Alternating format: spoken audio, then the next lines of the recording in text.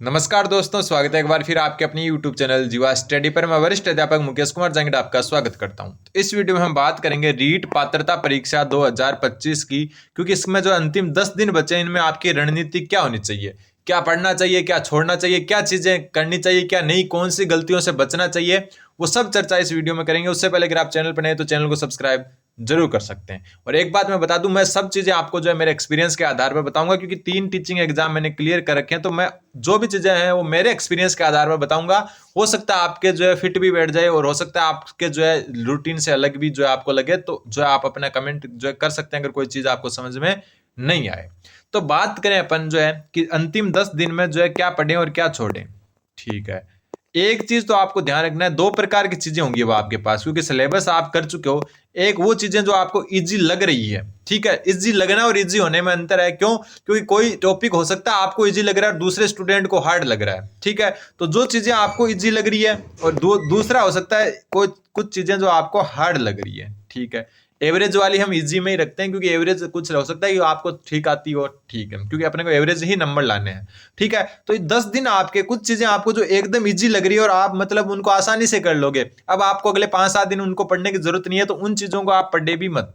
ठीक है, पढ़ाई छोड़ सकते हो उन चीजों की। हाँ, दिन में थोड़ा सा टाइम देना चाहो तो दे सकते हो। जो चीजें आपकी एकदम अच्छी है, जो टॉपिक आपका बिल्कुल अच्छा, चाहे वो मैथ हो, चाहे ईवीएस हो, चाहे एसएसटी हो, चाहे हिंदी हो, चाहे इंग्लिश हो, संस्कृत हो, या साइकोलॉजी हो, टीचिंग मेथड हो, कोई भी सब्जेक्ट हो, जिस सब्जेक्ट में जो जो टॉपिक आपको इजी लग रहा है, जैसे आपको पता है कि विकास वर्धी ये जो होते हैं एकदम इजी टॉपिक है, इनको छोड़ दो। ठीक है, पढ़ लिया जितना पढ़ लिया, अब पढ़ने से कोई मतलब नहीं है, क्योंकि इजी क्वेश्चन आते हैं। अधिगम भी इतना हार्ड नहीं है।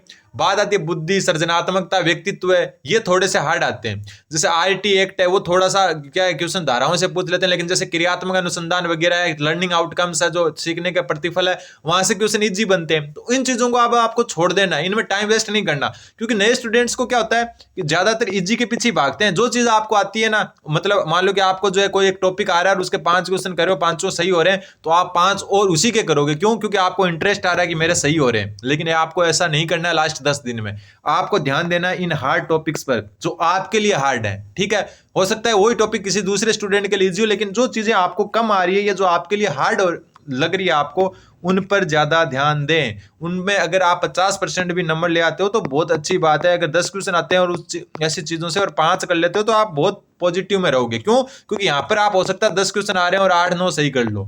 तो अपनी जो है कमियों पर ध्यान दें, ना कि वो जो उन चीजों पर जो बार बार जो आपको अच्छे से आ रही है। ठीक है, तो उन टॉपिक्स का ज्यादा रिवीजन करें। जैसे बुद्धि है, व्यक्तित्व है, इनमें जो आपके परीक्षण है बुद्धि के, व्यक्तित्व के, यहां से जो है थोड़ा सा जैसे चिंतन तर्क वाला जो आपका है, कल्पना वाला जो टॉपिक है साइकोलॉजी में, वहां पर ज्यादा ध्यान दे।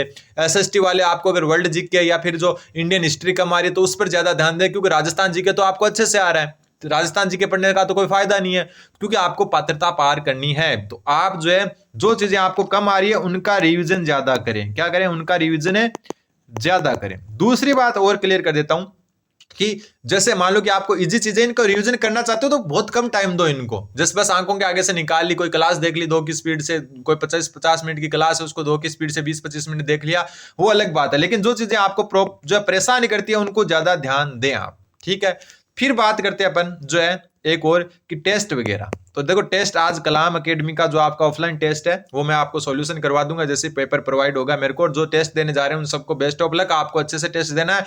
और टेस्ट वाले बालकों को मैं थोड़ा सा कुछ कह देता हूं। देखो, टेस्ट हो रहे हैं आपके कलाम के, कलाम का लेवल थोड़ा अच्छा होता है हमेशा, जो है ना पेपर से थोड़ा अच्छा लेवल बनाते हैं, जो अच्छी बात है, ताकि आप जो है एक हार्ड सिचुएशन, अगर पेपर बाई चांस हार्ड आता है, टफ आ जाता है, फिर भी आप जो कंपटीशन में रहे, इसके लिए पेपर बहुत अच्छा है। ठीक है, लेकिन हमेशा ध्यान रखना, जो ये टेस्ट अपन देते हैं ना, इनसे आप मानोगे इनमें अगर आपके 80 नंबर बन रहे हैं, तो टेस्ट जो आपके मेन एग्जाम होगा उसमें जो है मेन मतलब जो विभाग करवाएगा उसमें आपके 90-95 तक स्कोर जा सकता है, अगर कलाम वाले टेस्ट या उत्कर्ष वाले टेस्ट में आपके 80 के आसपास नंबर बन रहे हैं तो। ठीक है, तो वापस बता दूं, ये हार्ड चीजें जो आपको कम आ रही है उनकी ही क्लासेस ज्यादा देखें, उन पर ही ज्यादा ध्यान दें।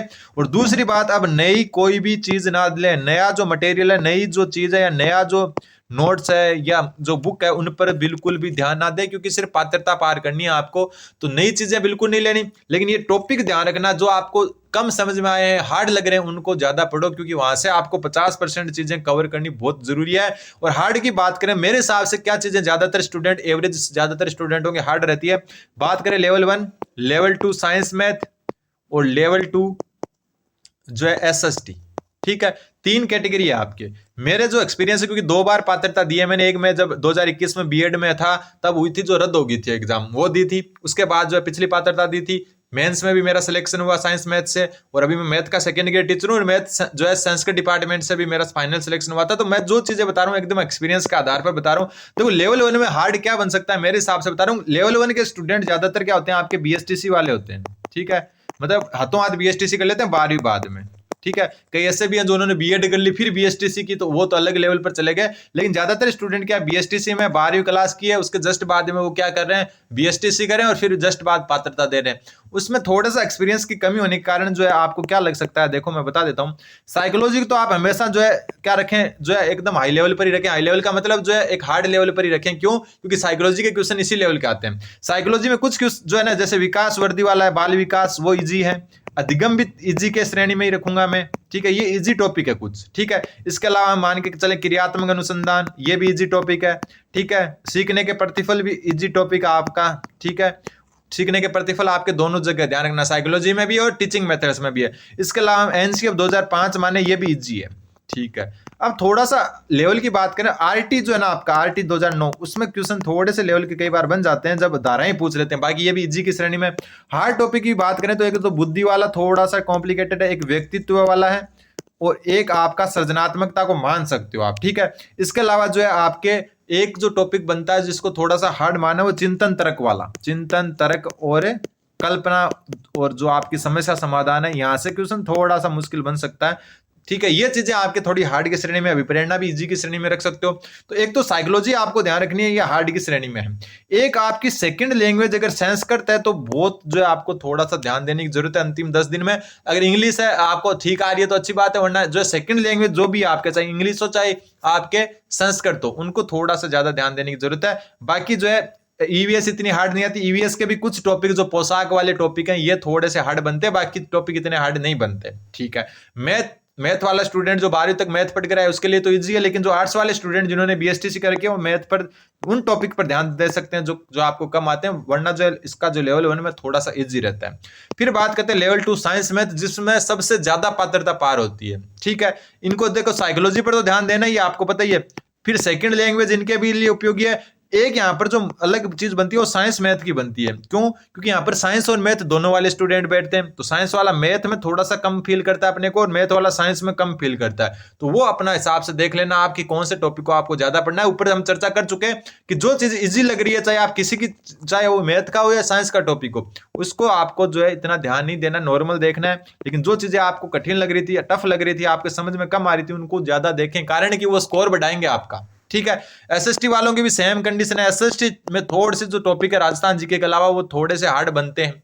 ठीक है, चाहे मोहनजोदड़ो हो, वैदिक काल हो, उत्तर वैदिक काल हो, जनपद वाला हो, वो थोड़े से हार्ड बन सकते हैं आपके लिए। ठीक है, तो ये ध्यान रखना है।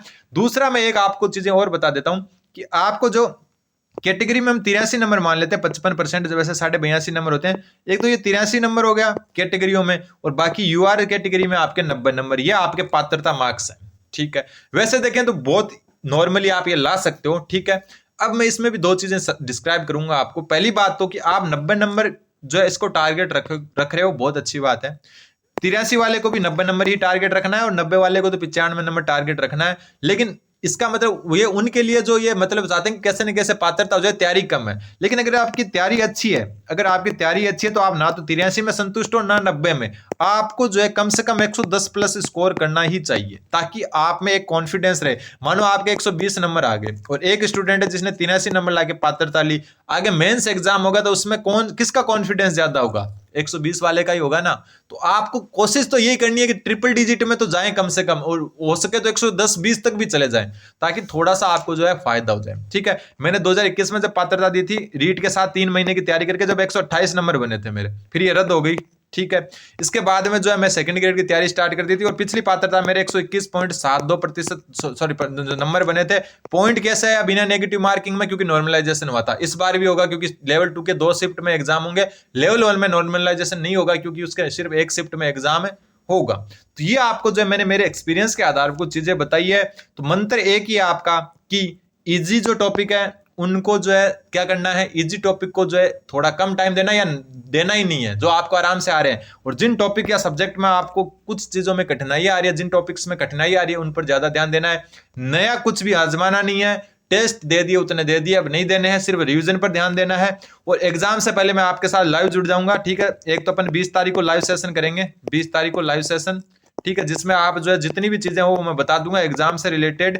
20 फरवरी को अपन एक लाइव सेशन करेंगे, ठीक है। क्योंकि आपको थोड़ी सी चीजें ध्यान रखनी है कि नेगेटिव मार्किंग नहीं है, लेकिन एक पक्ष में नेगेटिव मार्किंग होगी आपके। वैसे पात्रता में नेगेटिव मार्किंग नहीं होती है, लेकिन एक पक्ष में नेगेटिव मार्किंग कहाँ है कि ऑप्शन आएंगे आपके 5, ABCDE। आजकल एग्जाम में आते हैं, जैसे ई ऑप्शन कब होता है कि आप क्वेश्चन अटेम्प्ट नहीं कर रहे तो ई भर दो, ठीक है, मतलब आप उत्तर नहीं देना चाहते, लेकिन आपको एक भी ई नहीं बढ़ना है। क्यों नहीं बढ़ना है? क्योंकि नेगेटिव मार्किंग नहीं है, तो आपको जो है ABCD में से ही कोई उत्तर लेना है, बढ़ना है, ठीक है। नेगेटिव मार्किंग कब मानी गई है आपके, कि जब आप जो है पांचों के पांचों ऑप्शन जो है बिना गोला करे ही छोड़ के आ जाओ, ठीक है, तब आपके 1/3 नेगेटिव मार्किंग का प्रावधान रखा गया है। तो आपको तो वैसे छोड़ना ही नहीं है, पूरे 150 गोले भरने हैं, क्योंकि नेगेटिव मार्किंग नहीं है, ठीक है। और 150 में ई तो बढ़ना ही नहीं है, क्योंकि ई तो वो भरते हैं जिनको क्वेश्चन नहीं आता।